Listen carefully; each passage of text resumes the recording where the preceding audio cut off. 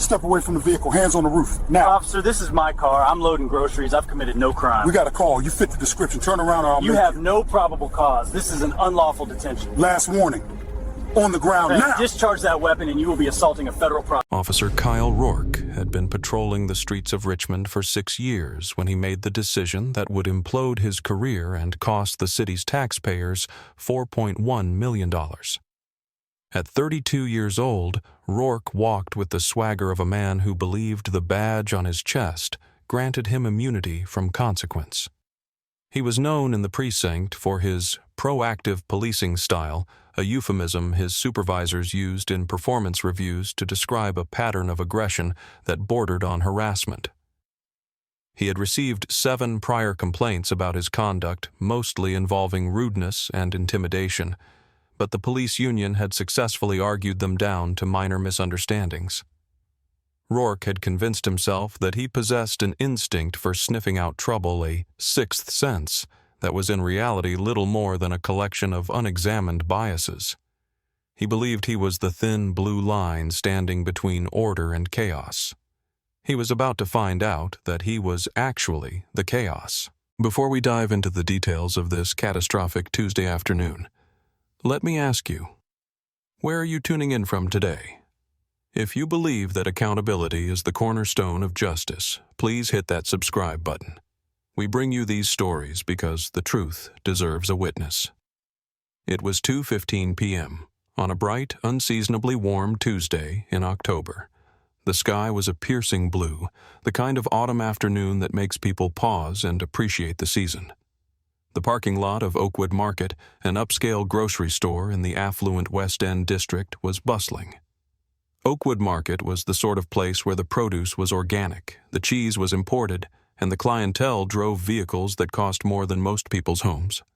Among them was Marcus Thorne.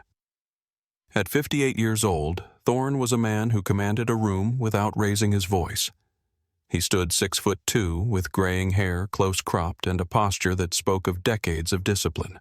He was wearing a charcoal gray bespoke suit, the jacket currently folded neatly over the passenger seat of his pristine black Cadillac Escalade. He had just finished a long morning in federal court and had stopped to pick up ingredients for an anniversary dinner he planned to cook for his wife. Marcus Thorne was not just a shopper. He was a senior prosecutor for the United States Department of Justice, a veteran of the legal system with 30 years of service. He had put away domestic terrorists, dismantled organized crime syndicates, and prosecuted corrupt politicians. His understanding of the law was encyclopedic, and his reputation in the federal courthouse was that of a man who was fair, meticulous, and absolutely unyielding when it came to the truth. Thorne was currently standing at the rear of his SUV, the liftgate open. He was methodically transferring brown paper grocery bags from his cart to the cargo area. He moved with the unhurried grace of a man who had nothing to hide and nowhere to run. He checked his watch, a vintage timepiece he'd bought after his first big case in the 90s, and calculated that he had plenty of time to get home and start the marinade. To anyone paying attention, Marcus Thorne looked exactly like what he was, a successful professional running an errand.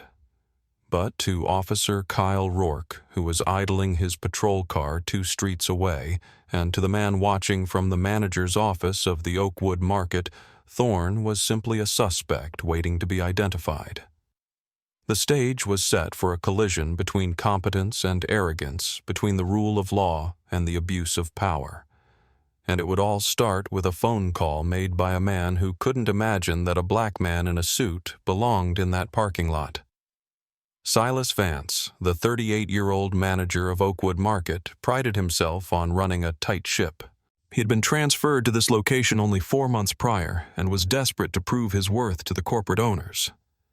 Vance was a man of nervous energy, constantly scanning security monitors and pacing the floor looking for problems where none existed. He viewed the wealthy, predominantly white clientele of the West End as his personal responsibility to protect. From the vantage point of his second-floor office window, Vance looked down at the parking lot, his eyes fixated on the black Escalade parked near the front. He saw Marcus Thorne loading groceries. Instead of seeing a customer, Vance saw an anomaly. In Vance's limited worldview, Men who looked like Thorne didn't drive cars like that unless they were up to no good. "He's been there too long," Vance muttered to himself, though Thorne had been at his car for less than 3 minutes. Vance squinted. Was he loading groceries, or was he pretending to load groceries while casing the other high-end vehicles? Was that even his car? Vance didn't bother to check the transaction logs to see if a tall black man had just purchased $200 worth of steaks and wine. He didn't bother to go outside and ask a polite customer service question. Instead, he let his bias take the wheel. He picked up the phone and dialed the police non-emergency line, a number he had used 3 times that month already for suspicious individuals who turned out to be delivery drivers or contractors. "Dispatch, this is Silas Vance at Oakwood Market," he said, his voice tight with self-importance. "I need an officer out here. We have a suspicious male subject in the parking lot. He's loitering around the luxury vehicles looking into windows." The dispatcher, a woman with 20 years of experience, pressed for details. "Is he threatening anyone? Is he armed?" "No, I don't see a weapon," Vance said, embellishing the narrative as he spoke. "But he's acting very erratic. He's been out there for 20 minutes just standing by a black Escalade. I think he might be trying to break in, or maybe he's waiting to carjack someone. It's making my customers nervous." That was a lie. No customer had complained. The only person nervous was Vance. "We'll send a unit to check it out," the dispatcher said, logging the call as a suspicious person check. Officer Kyle Rourke heard the radio chatter. "Suspicious male, potential auto theft or casing vehicles, Oakwood Market." Rourke's ears perked up. Auto theft was a felony. This was a chance for a real arrest, something to spice up a boring Tuesday afternoon. He grabbed the mic. "Unit 4 Alpha. I'm 2 minutes out. I'll take it." As Rourke accelerated, his mind began to fill in the blanks of the dispatcher's report with his own prejudices. He wasn't picturing a senior prosecutor. He was picturing a career criminal. He pictured someone who would run someone who would fight. By the time he turned his cruiser into the Oakwood Market lot, his adrenaline was already spiking. He wasn't arriving to investigate. He was arriving to conquer. He scanned the rows of cars until he saw the black Escalade. He saw the tall figure standing at the back. Rourke didn't see the suit. He didn't see the grocery bags. He saw a target. He flipped on his lights, no siren, just the silent, blinding flash of blue and red, and stomped on the gas, bringing the cruiser to a screeching halt directly behind Thorne's SUV, effectively boxing him in. Do you think managers like Silas Vance should be held financially liable for making false reports based on bias? Let me know your thoughts in the comments. Marcus Thorne paused, a bottle of olive oil in his hand, as the police cruiser skidded to a halt mere feet from his legs. The sudden aggression of the arrival was startling. He placed the bottle into the bag and turned slowly, his face a mask of calm curiosity. He had spent 30 years working alongside law enforcement. He respected the badge. But he also knew better than almost anyone how quickly bad policing could escalate a situation.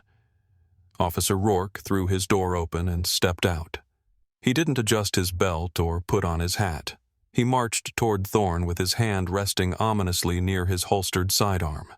His body language was coiled, ready to spring. "Step away from the vehicle," Rourke barked, his voice loud enough to turn heads 3 rows away. Thorne didn't flinch. He remained standing by the open liftgate. "Good afternoon, officer. Is there a problem?" "I said step away from the vehicle now," Rourke shouted, closing the distance. "Get your hands where I can see them." Thorne held his hands up, palms open at chest level, a universal gesture of non-hostility. "My hands are visible, officer. I am simply loading my groceries. This is my vehicle." "Yeah, I've heard that before," Rourke sneered. He stopped 5 feet from Thorne, his eyes darting from Thorne's face to the interior of the SUV. "We got a call about a guy matching your description breaking into cars. Whose car is this, really?" Thorne's brow furrowed slightly. The absurdity of the accusation was almost laughable, but he knew the danger standing in front of him. "Officer, I just purchased these items inside. I have the receipt in my pocket. The registration for this vehicle is in the glove box, and it is registered to my name, Marcus Thorne. If you'll allow me—" "I didn't say you could move," Rourke interrupted, stepping closer, invading Thorne's personal space. "You don't reach for anything. You don't go into your pockets. You stand right there." "I'm standing right here," Thorne said, his voice dropping an octave, becoming the voice he used when cross-examining a hostile witness firm, authoritative and utterly controlled. "Officer, look at the situation. I am wearing a suit. I am loading bags of food. Does this look like a carjacking to you?" Rourke didn't like the tone. He didn't like being spoken to as an equal, let alone a superior. In his mind, suspects were supposed to be nervous, apologetic, or belligerent. Thorne was none of those things. He was dignified, and to Rourke that dignity felt like defiance. "I don't care what you're wearing," Rourke spat. "Smart criminals dress up. Turn around and face the car. Put your hands on the roof." "I will not," Thorne said simply. The air in the parking lot seemed to freeze. Several shoppers who had been loading their own cars stopped. A woman 2 cars down closed her trunk, slowly watching. "Excuse me?" Rourke asked, disbelief coloring his face. "I said I will not," Thorne repeated. "I have committed no crime. You have no probable cause to detain me. I have identified myself and offered proof of ownership. You are escalating a consensual encounter into an unlawful detention. You want to talk law with me?" Rourke laughed, a harsh, humorless sound. "I'm the one with the badge, pal. You're the one suspected of a felony. Now, for the last time, turn around or I will make you turn around." Thorne looked Rourke in the eye. He was assessing the officer's mental state, calculating the odds. Rourke was young, agitated, and clearly not listening. "Officer, I am advising you to calm down. You are making a mistake that you cannot undo." The warning flew right over Officer Rourke's head. To him, Thorne's refusal to submit was a direct challenge to his authority. The adrenaline was pumping harder now, narrowing his vision until all he could see was the man in the suit who wouldn't obey. "That's it," Rourke growled. He took a step back and reached for his belt. "Let's see some ID, now. If this is your car, prove it." "I attempted to do that a moment ago," Thorne said, his patience thinning, but his composure intact. "My identification is in my breast pocket." Thorne moved his right hand slowly toward the inside of his suit jacket.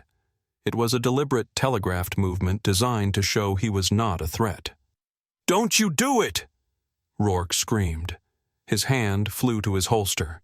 In a split-second decision, perhaps the only one that saved Rourke from a murder charge that day, he bypassed his service weapon and ripped his taser from its holster. He leveled the yellow plastic weapon at Thorne's chest. The red laser dot danced on the lapel of Thorne's expensive Italian suit. "Hands up, hands in the air, or I will light you up," Rourke yelled. Thorne froze. His hand was inches from his lapel. He knew ballistics. He knew triggers. He knew that a taser could cause a heart attack, or that Rourke could easily switch to the Glock 19 on his hip if he panicked further. Thorne slowly raised his hands again higher this time.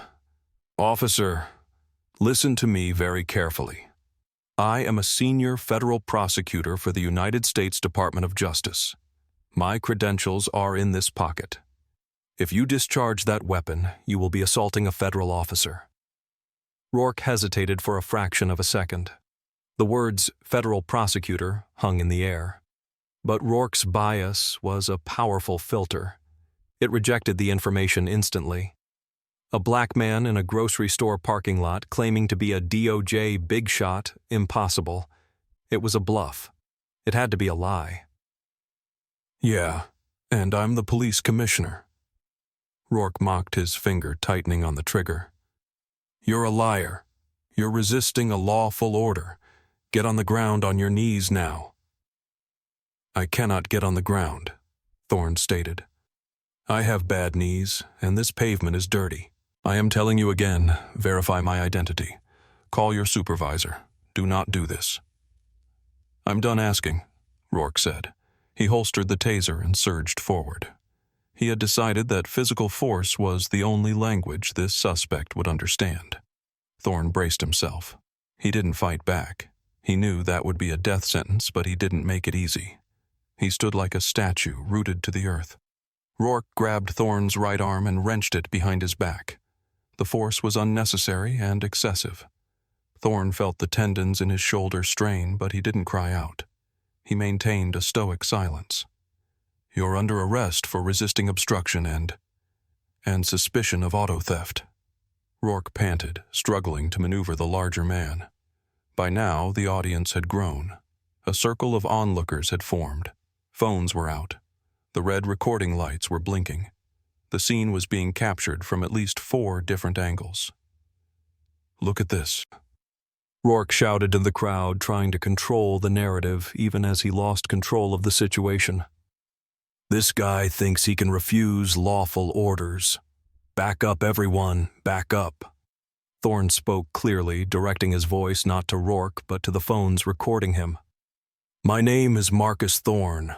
I am a United States attorney. I am being arrested without cause at Oakwood Market. I am not resisting." "Shut up!" Rourke shoved Thorne forward, slamming his chest against the side of the Escalade. The sound of the impact, expensive fabric against expensive metal, was sickening. Rourke kicked Thorne's legs apart. "You're done talking." Rourke hissed in his ear. The metal handcuffs clicked ominously twice. Rourke ratcheted them tighter than regulation allowed, biting into Thorne's wrists. It was a petty, punitive move, a final assertion of dominance. Thorne stood pressed against his own car, his cheek resting against the cold glass of the rear window. He could see his groceries inside, the steaks, the bottle of red wine, the card he had bought for his wife. The indignity of it washed over him hot and sharp, but he pushed it down.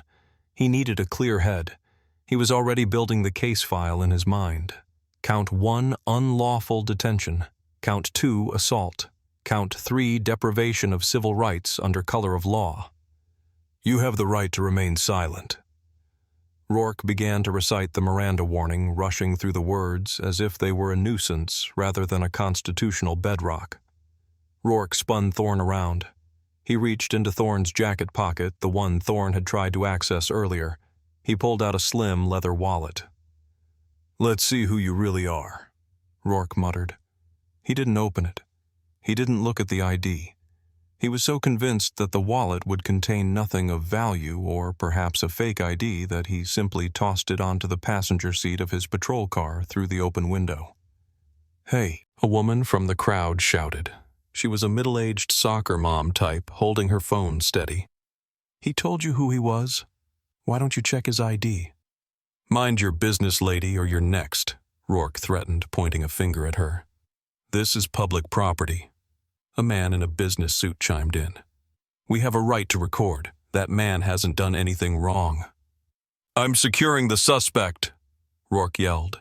He grabbed Thorne by the upper arm and marched him toward the cruiser. Thorne walked with his head high despite the awkward angle of his arms. He didn't struggle. He didn't stumble. He walked with more dignity in handcuffs than Rourke had ever possessed in uniform. Rourke opened the back door of the cruiser and shoved Thorne inside. The space was cramped, the plastic seat hard and unyielding. Thorne had to twist his body to fit his long legs inside. Rourke slammed the door shut, sealing Thorne in the cage. As Rourke walked around to the driver's side, he looked up at the manager's office window. He gave a thumbs up. Silas Vance, watching from behind the glass, nodded back. They both thought they had won. They thought they had cleaned up the streets. Rourke slid behind the wheel. He was breathing heavy, the adrenaline rush fading into a smug satisfaction. He glanced in the rearview mirror at Thorne. "Comfortable back there, Mr. Prosecutor?" Rourke taunted. Thorne met his eyes in the mirror. His expression was terrifyingly blank. "Officer," Thorne said softly, "I want you to remember this moment. I want you to remember exactly how you feel right now, because it is the last time in your life you will ever feel powerful." Rourke laughed. Yeah. Tell it to the judge." "I intend to," Thorne replied. "And I usually win." The drive to the precinct was short, less than 15 minutes. Rourke blasted the radio, trying to drown out the silence from the back seat. But the silence was heavy. It was the silence of a storm gathering on the horizon. The 12th Precinct Station was a flurry of activity when Rourke marched Thorne through the double doors. Phones were ringing, officers were typing reports, and the smell of stale coffee hung in the air. Rourke paraded Thorne past the bullpen, hoping for high fives or nodding approval from his colleagues. Instead, he got curious glances. Why was Rourke bringing in a man in a $3,000 suit for an auto theft bust? They reached the booking desk. Sergeant Miller was on duty. Miller was 55, a dinosaur in the department with white hair and eyes that had seen everything. He was 3 months away from retirement and had zero tolerance for nonsense. Miller looked up from his paperwork. He looked at Rourke, sweaty and puffed up. Then he looked at Thorne, handcuffed, calm, and radiating an aura of absolute fury, restrained by discipline. "What do we have here, Rourke?" Miller asked, his voice gravelly. "Grand theft auto suspect resisting arrest, disorderly conduct?" Rourke rattled off. "Caught him at Oakwood Market. Guy was casing cars, refused to ID, got aggressive." Miller raised an eyebrow. He looked at Thorne. "Aggressive him. He refused lawful orders, Sarge," Rourke insisted. "I see," Miller said. He looked at Thorne. "Sir, do you have a name?" "My name is Marcus Thorne," he said clearly. "I am a senior prosecutor for the Department of Justice. My credentials are in the wallet that Officer Rourke threw onto the front seat of his vehicle without examining." The room went quiet. The typing stopped. 2 officers at a nearby desk turned around. Miller stared at Thorne. The name rang a bell. A loud bell. "Rourke," Miller said slowly. "Where is the suspect's wallet?" "It's in the car. I didn't want him reaching for it. Said he had a badge or something. Probably a fake security guard shield." "Go get it," Miller ordered. "Now." Rourke rolled his eyes but turned to leave. "Wait," Miller said. "Unlock him first. Sarge, he's a suspect." "Unlock him," Miller barked. Rourke fumbled for his keys and undid the cuffs. Thorne brought his hands forward, rubbing his wrists. There were deep red indentations where the metal had dug in. Rourke went out to the car and returned 2 minutes later with the leather wallet. He tossed it on the high counter. "Here, let's see the federal agent ID." Miller picked up the wallet. He opened it. The first thing he saw was the gold shield. It wasn't a security guard badge. It was the heavy, intricately engraved badge of the United States Department of Justice. Next to it was a photo ID card, Marcus Thorne, Senior Assistant U.S. Attorney. Miller's face drained of color. He looked at the ID. He looked at Thorne. He looked at Rourke. "Rourke," Miller whispered. "You have got to be kidding me." "What? It's fake, right?" Rourke asked, his confidence wavering for the first time. Miller didn't answer. He picked up the phone and dialed a number he knew by heart, the liaison office for the Federal District Court. "This is Sergeant Miller at the 12th. I need a verification on a credential. Name is Marcus Thorne." There was a pause. Miller listened. His eyes closed briefly as if in pain. "Yes. Yes, he is here. Yes, I understand." Miller hung up the phone gently. He looked at Rourke with an expression of pity and disgust. "It's real," Miller said. "He is exactly who he said he was. He's the lead prosecutor for the organized crime strike force." Rourke's mouth opened, but no sound came out. The swagger evaporated instantly. Miller turned to Thorne. "Mr. Thorne, on behalf of this precinct, Save it, Sergeant." Thorne cut him off. "I want your captain, I want the chief, and I want this officer's badge number and chain of command documented immediately." The next hour was a blur of high-ranking brass descending on the precinct. The captain arrived within 20 minutes, breathless and looking as if he'd just swallowed a lemon. The chief of police was on the phone. Officer Rourke was sitting in a chair in the corner of the interrogation room, not as an interrogator, but as the subject of an internal affairs inquiry that had started 5 minutes ago. He looked small. The reality of what he had done was crashing down on him. He hadn't just arrested a black man, he had arrested a man who had the power to summon the FBI with a text message. Thorne sat in the captain's office nursing a cup of water. He had refused medical attention, though his wrists were swelling. He wanted the injuries documented by his own doctors. "Mr. Thorne," the captain said, wiping sweat from his forehead. "This is a terrible misunderstanding. Officer Rourke is zealous. We can release you immediately, drop all charges, obviously. We can have a driver take you back to your car." Thorne set the water down.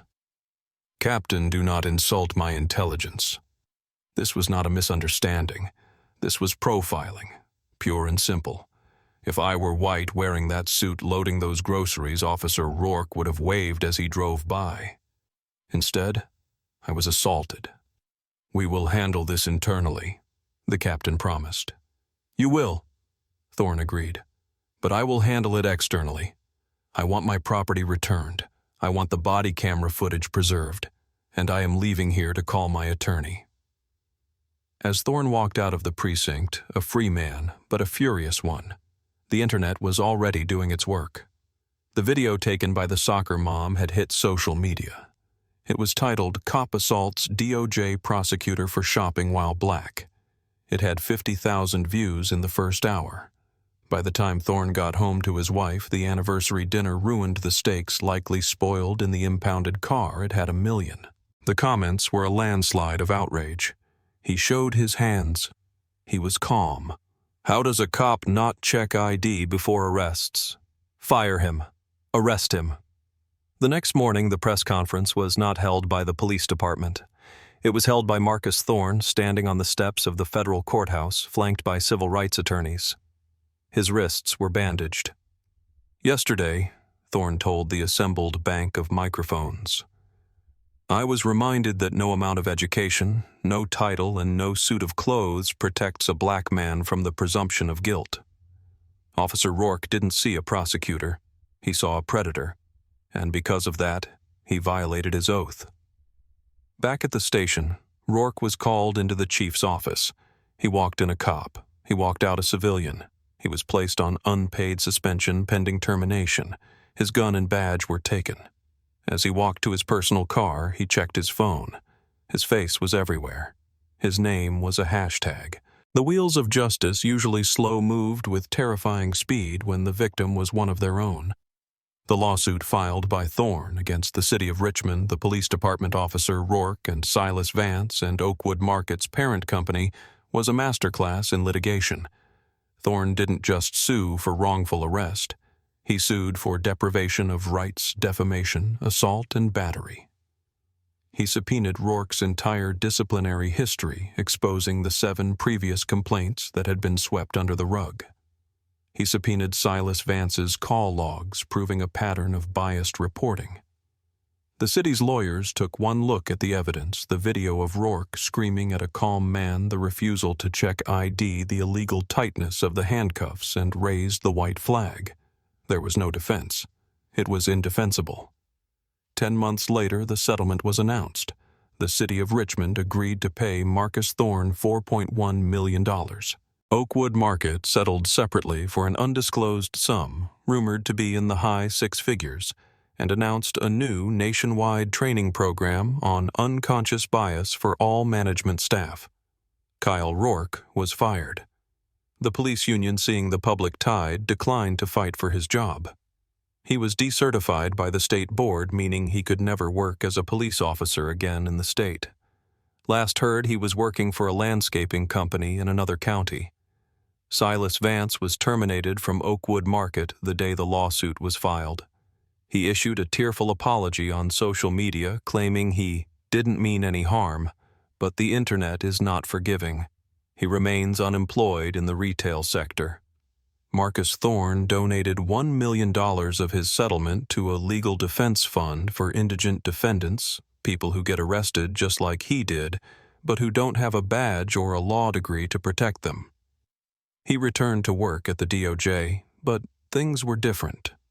He walked differently. The weight of the experience stayed with him. He had won, yes, but he had also lost. He had lost the illusion that he was safe. In the quiet of his office, looking out over the city, he served Thorne often thought about that afternoon. He thought about the fear he felt when the taser laser hit his chest. Not fear of the pain, but fear of the erasure.